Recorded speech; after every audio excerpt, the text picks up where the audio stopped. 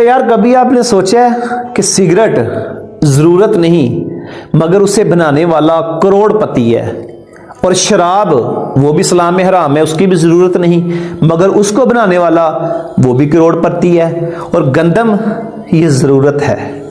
ये सिर्फ पाकिस्तान की नहीं पूरी दुनिया के हर बंदे की जरूरत है, मगर उसको उगाने वाला किसान दर बदर ठोकरें खा रहा है। अल्लाह मेरे मुसद पाकिस्तान कर पूरी दुनिया के किसानों पर रहम करे।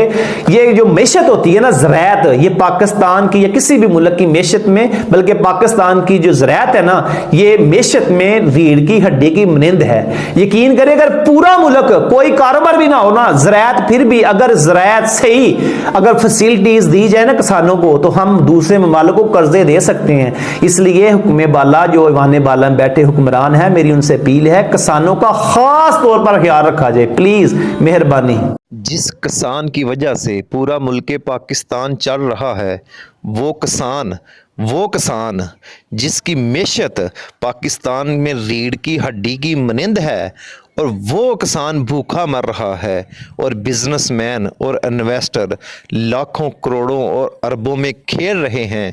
जिस किसान की एक मन यानी 40 किलो गंदम की 400 रोटियां बनती हैं, उस किसान की 400 रोटी 2000 में फरोख्त हो रही है, और बिजनेसमैन और इन्वेस्टर की एक रोटी पिज़्ज़ा की शक्ल में 3000 में बिक रही है, और वो करोड़ों रुपए कमा रहे हैं। ये हमारे लिए लम्हा फिक्रिया है। ये किसान की मौत पाकिस्तान की मौत है। यार कभी सोचा आपने कि हुकूमत ने हमारे किसानों के लिए आज तक क्या किया है?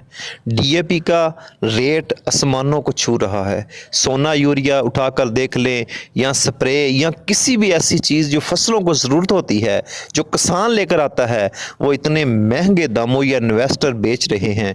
और इसके बरक्स जब किसान की फसल होती है तो ये आलू का रेट आप देख लें, गंदम का रेट, तब ये रेट गिरा देते हैं। फिर ये मुनाफा हूर, ये जो बिजनेसमैन हैं, फिर ये किसानों की मजबूरियों से फ़ायदा उठाते हैं और सस्ते दामों उनसे अजनास ले लेते हैं और अपने गोदामों में स्टोर कर देते हैं, जो इस्लाम की भी मुखालफत है और पाकिस्तान में सबसे बड़ी तबाहकारी की भी अलामत है। और बाद में ये बिजनेसमैन, ये ईवान बाला में बैठे लोग उसका रेट आसमानों को पड़ा देते हैं और फिर अपना वो मुनाफा कमाते हैं।